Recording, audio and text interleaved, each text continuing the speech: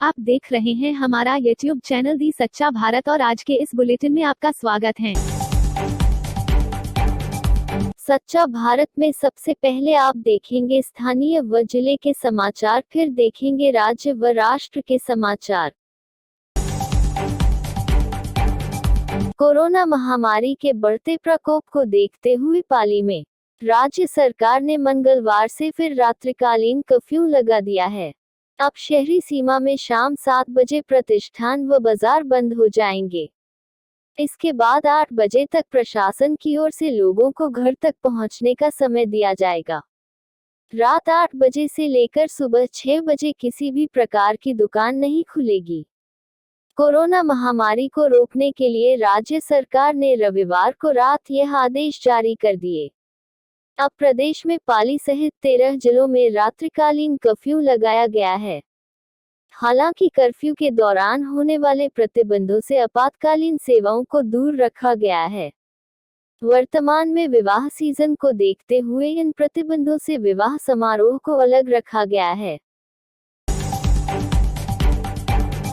जिला कलेक्टर हरदीप द्वारा जिले में रविवार को कोरोना के 36 नए मरीज सामने आए। इनमें से 3 संक्रमितों की मौत हुई। स्वस्थ होकर 65 मरीज घर लौटे। इसी के साथ जिले में संक्रमितों का आंकड़ा 11,066 पहुंच गया, जबकि ठीक होकर 11,001 मरीज घर लौट चुके हैं। कोरोना से अब तक जिले में 158 लोगों की मौत हो चुकी है। रविवार को प्रदेश स्तर पर जारी होने वाली सूची में जिले के धाकड़ी गांव में सैंपल लेते 3 संक्रमितों की मौत।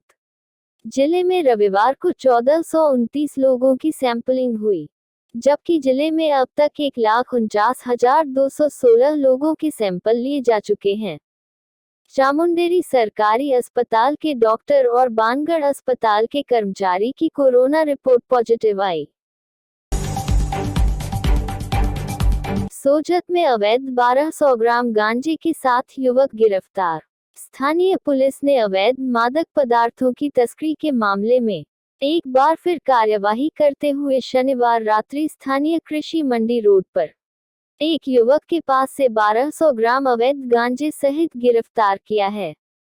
सोजत थाना प्रभारी रामेश्वर भाटी ने बताया कि शनिवार रात्रि करीब 9 बजे वे पुलिस कर्मियों के साथ कृषि मंडी रोड पर गश्त कर रहे थे। गश्त के दौरान एक युवक थैला लेकर आ रहा था, जो पुलिस की गाड़ी देखते ही भागने लगा। इस पर पुलिस को शक होने पर उसका पीछा कर पकड़ लिया। पुलिस ने पूछताछ के दौरान उसे उसके साथ थैले में रखे सामान के बारे में पूछताछ की तो उसने अपना नाम कैलाश माली बताया। गांवों में कांग्रेस प्रत्याशियों की जनसभाएं आयोजित। भारी मतों से कांग्रेस को विजय बनाने की अपील। कांग्रेस प्रत्याशियों के गांव-गांव जाकर कई जनप्रतिनिधि ने प्रत्याशियों के साथ जाकर हर गांव के आम चौपाल पर जनसभा ली। वहीं गुंदोज के रोहिणी माता मंदिर में आम सभा की बद्रीराम जाखड़ ने कड़ी से कड़ी जोड़कर कांग्रेस को मजबूत बनाने व भारी मतों से जीताकर विजय बनाने की अपील। वहीं रंजू रामावत ने कहा 1 दिसंबर को अधिक से अधिक कांग्रेस के पक्ष में मतदान करने व कांग्रेस को भारी मतों से विजय बनाने की अपील की। गुरु नानक देव का जन्मदिन सिख समाज ने मनाया बड़ी धूमधाम से। कोरोना गाइडलाइन की पालना करते हुए नहीं निकाला जुलूस। गुरुद्वारे में लंगर का कार्यक्रम नहीं होने से समाज बंधुओं को बांटे लड्डू। गरीबों को शहर के इंदिरा रसोई में खिलाया खाना। श्री गुरु नानक देव का 551वां प्रकाश गुरुपुरब सूरजपुर स्थित श्री गुरु नानक गुरुद्वारा में सोमवार को कोरोना गाइडलाइन की पालना करते हुए अखंड पाठ किया गया एवं श्री गुरु नानक देव की वाणी में उद्देश्यों की व्याख्या व भजन कीर्तन किया गया। खालसा सेवा संस्थान के द्वारा समाज बंधुओं व गरीब परिवारों को इंदिरा रसोई में लंगर करवाया गया। सीनियर क्रिकेट चैंपियनशिप पुनः प्रारंभ हुई। सरकार के निर्देश पर स्थगित करना पड़ा था टूर्नामेंट। नई गाइडलाइन के चलते पुनः प्रारंभ हुई यह प्रतियोगिता। प्रतियोगिता का पहला मैच ड्रैगन सी एवं लोट्स मध्य नहीं खेला गया। ड्रैगन ने टॉस जीतकर के पहले बल्लेबाजी का निर्णय लिया। मैच पाली के बानगढ़ स्टेडियम में खेले जा रहे हैं। कोरोना गाइडलाइन की हो रही पालना। खिलाड़ियों का थर्मल स्कैनिंग के बाद ही मैच खेलने की दी जा रही है अनुमति। पाली जिला क्रिकेट एसोसिएशन की ओर से पाली के बानगढ़ स्टेडियम में सीनियर चैंपियनशिप क्रिकेट प्रतियोगिता का आयोजन पुनः प्रारंभ हुआ।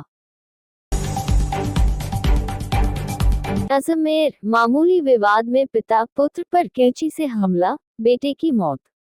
शहर के अलवर गेट थाना क्षेत्र स्थित गुर्जर धरती इलाके में मामूली विवाद को लेकर एक युवक ने पिता पुत्र पर कैंची से ताबड़तोड़ हमला कर दिया, जिससे बेटे की दर्दनाक मौत हो गई। वहीं पिता गंभीर रूप से घायल हो गया, जिसका जवाहरलाल नेहरू अस्पताल में इलाज चल रहा है।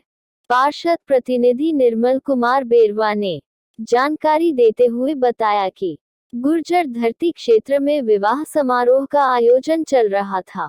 इस समारोह में पुखराज और उसके बेटे अनिकेत का टेंट लगाया हुआ था।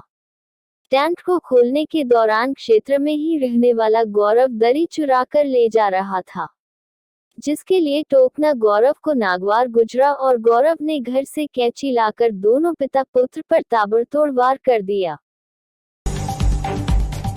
सच्चा भारत में नियमित देखिए मध्याह्न में लंच ब्रेक न्यूज एवं रात्रि में डिनर ब्रेक न्यूज। पुष्कर के घाट रहे सून सपाट, पहली बार महास्नान के दिन भी गलियां सूनी, न डुबकी के लिए भीड़, न ब्रह्मा दर्शन के लिए कतारें। पुष्कर सरोवर में पंचतीर्थ महास्नान और ब्रह्मा मंदिर समेत अन्य मंदिरों में दर्शनों के लिए भक्तों का सैलाब इस साल देखने को नहीं मिला। हालांकि महास्नान दिन भर चलेगा, लेकिन इस दौरान खचाखच भरे रहने वाले पुष्कर सरोवर के घाट व मंदिर सूने नजर आए। श्रद्धालुओं की आवक तो हुई, लेकिन जहां बीते सालों में 2 से 3 लाख लोगों की आवक होती थी, उसके मुकाबले इस बार यह आवक नाम मात्र की थी। कोरोना संक्रमण के चलते पुष्कर मेला निरस्त कर दिए जाने से श्रद्धालुओं व पर्यटकों का टोटा ही रहा। पुष्कर में हर बार मेला भरता था और विभिन्न आयोजन होते थे, लेकिन इस बार कोरोना गाइडलाइन के चलते न तो मेला भरा और नहीं कोई आयोजन हुए। सरोवर में स्नान व मंदिरों के दर्शन पर कोई पाबंदी नहीं रही। धार्मिक स्थल खुले रहे और श्रद्धालुओं ने कोरोना गाइडलाइन की पालना करते हुए सरोवर में स्नान व मंदिरों में दर्शन किए। किसानों ने दी दिल्ली जाम करने की चेतावनी, कहा सशर्त बातचीत मंजूर नहीं। फरीदाबाद कृषि कानूनों को लेकर बीते 2 दिनों से किसान सिंघू बॉर्डर और टिकरी बॉर्डर पर डेरा जमाए हुए हैं। किसान लगातार कृषि कानूनों वापस लिए जाने की मांग कर रहे हैं। इसके लिए वे दिल्ली के जंतर मंतर में धरना देकर सरकार तक अपनी आवाज पहुंचाना चाहते हैं। मांग पूरी न होने पर दिल्ली के 5 बॉर्डर को सील करने का फैसला लिया था, लेकिन बदरपुर बॉर्डर पर तस्वीरें काफी अलग दिखाई दे रही है। वहां स्थिति एकदम सामान्य नजर आ रहे हैं। वहां न तो कोई पुलिस बल है और न ही किसान। सड़कों पर सिर्फ वाहन सरपट दौड़ रही है। इससे पहले किसानों के 30 संगठनों ने दिल्ली की 5 बॉर्डर को सील करने का फैसला लिया था, जिसमें बदरपुर बॉर्डर भी शामिल है। किसानों की चेतावनी के बाद भी वहां किसी प्रकार की पुलिस फोर्स नहीं है। स्थिति आम दिनों की तरह बनी हुई है। बिहार में जुगाड़बाज नीतीश ने शराबबंदी के लिए जितने प्रयोग नहीं किए, उससे ज्यादा तस्करों ने दिखाई कारीगरी। बिहार में शराबबंदी को लेकर सरकार ने जितने प्रयोग नहीं किए होंगे, उससे कहीं ज्यादा तस्करों ने कर दिए। किसी ने शराब को गैस बना दिया तो किसी ने नारियल पानी। इस बार गोपालगंज में कार का इंजन बन गई थी 150 बोतल शराब। मिठाई और दवाई के बीच तो घुसकर चली ही शराब। मानव बम का रूप धरे तस्कर भी पकड़े जा चुके हैं। जुगाड़ टेक्नोलॉजी के बारे में बता रहा है, जिसके जरिए शराब ले जाते हुए पिछले दिनों पुलिस और उत्पाद विभाग की टीम ने पकड़ा था। कोरोना से जंग लड़ते हारी किरण माहेश्वरी, गुड़गांव के मेदांता में ली अंतिम सांस। जयपुर। किरण माहेश्वरी की पिछले 28 अक्टूबर को कोरोना रिपोर्ट पॉजिटिव आई थी। बुखार आने और सांस में तकलीफ होने के बाद उनकी जांच कराई गई थी, जिसमें वो कोरोना पॉजिटिव पाई गई थी। बता दें कि उपचार के लिए उन्हें उदयपुर के स्थानीय अस्पताल में भर्ती कराया गया था, लेकिन स्वास्थ्य में सुधार नहीं हुआ।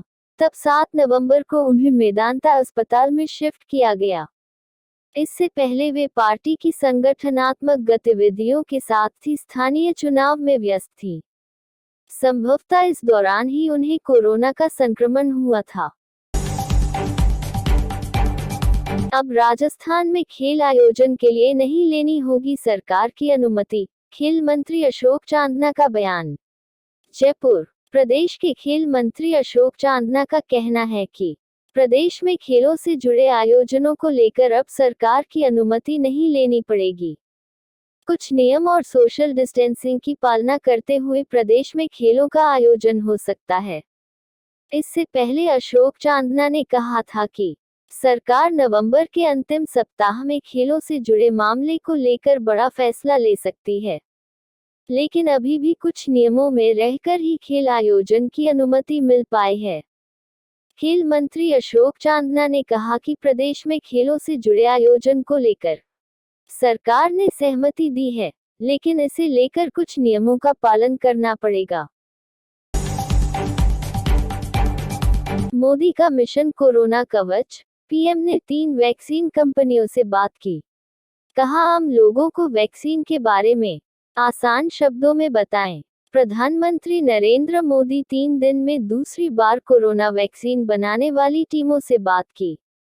मोदी ने सोमवार को वीडियो कॉन्फ्रेंसिंग के जरिए जेनोवा बायोफार्मा, बायोलॉजिकल और डॉक्टर रेड्डीज की टीमों से चर्चा की। प्रधानमंत्री ने इन्हें सलाह दी कि आम लोगों को वैक्सीन के असर जैसी बातों के बारे में आसान शब्दों में समझाने के लिए एक्स्ट्रा एफर्ट करें। इस चर्चा में वैक्सीन की डिलीवरी के लिए लॉजिस्टिक, ट्रांसपोर्ट और कोल्ड चेन के मुद्दों पर भी बात हुई। मोदी ने वैक्सीन कंपनियों से सुझाव मांगे। मोदी ने इन कंपनियों के वैज्ञानिकों की कोशिशों की तारीफ की, साथ ही वैक्सीन डेवलपमेंट के प्लेटफॉर्म्स को लेकर चर्चा की। और ऐसे ही नए अपडेट पाने के लिए द सच्चा भारत चैनल को सब्सक्राइब कीजिए। धन्यवाद।